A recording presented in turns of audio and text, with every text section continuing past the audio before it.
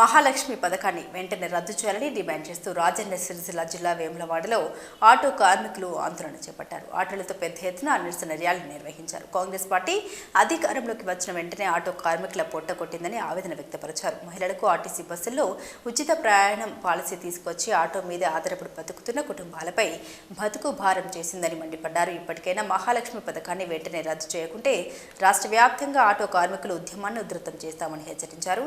అనంతరం స్థానిక తహసీల్దార్ కార్యాలయంలో తహసీల్దార్కు వినతి పత్రాన్ని అందజేశారు. ఆటో యూనియన్ కార్మికుల ధర్నా నిర్వహించవలసి వచ్చింది.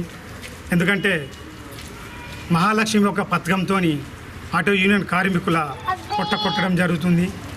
దీనిపైన వెంటనే నిరసన తెలుపులు జరిగింది. అలాగే ఈ రోజున వచ్చి ఆటో గారికి కూడా వినతి పత్రం ఇవ్వడం జరిగింది. ఈ పథకం మీద మాకు మహాలక్ష్మి పథకం చేయబట్టి ఆటో యూనియన్ కార్మికుల కుటుంబాలన్నీ రోడ్డు మీద పడుతున్నాయి. అయ్యా రాష్ట్ర సీఎం గారు, మీరు వెంటనే ఈ పథకాన్ని దృష్టిలో తీసుకొని ఆటో కార్మికుల కుటుంబాన్ని బతికించుకోవాల్సిన అవసరం ఏమి ఉంది.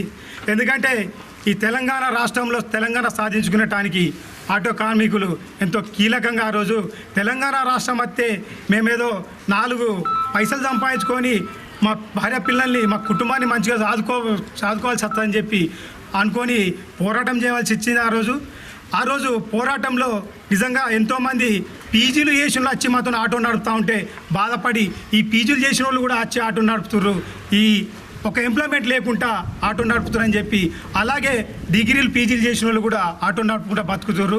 ఈ రోజున తెలంగాణ రాష్ట్రంలో కాంగ్రెస్ ప్రభుత్వం వచ్చి ఈ ఆటో యూనియన్ కడుపు కొట్టడం చాలా దుర్మార్గమైన విషయం. ఇది వేములవాడ పట్టణంలో డివిజన్ ఆటో యూనియన్ ఆధ్వర్యంలో ఈరోజు ధర్నా చేయడం జరిగినది. అదేవిధంగా ర్యాలీగా వచ్చి ఆర్డీఓ గారికి వినతి పత్రం ఇవ్వడం కూడా జరిగినది. ఈరోజు మన మహాలక్ష్మి పథకము ఈ గవర్నమెంట్ తీసుకొచ్చి ఆటో వాళ్ళను రోడ్డు మీద వేయడం జరిగినది. వారి పిల్లలు వాళ్ళు ఎలా బతకాలి అనేది ఒక ఆలోచన లేని పథకం ఇది. పిచ్చుక మీద బొమ్మాస్తం విధంగా ఈరోజు ఈ పథకం పెట్టి ఆటోలలో రోడ్డు మీద పెట్టి మాకు ఈరోజు ఒక ఆటో కార్మికుడు రోజు 500 సంపాదించుకుని ఒక 100 రూపాయలు సంపాదించిన ఈ విధంగా తయారైంది. కాబట్టి దీన్ని వెంటనే మహాలక్ష్మి పథకాన్ని రద్దు చేసి ఆటో కార్మికులకు న్యాయం చేయాలని చెప్పి ఈ గౌరవ ముఖ్యమంత్రి సీఎం గారి రేవంత్ రెడ్డి గారికి కోరుతున్నాము.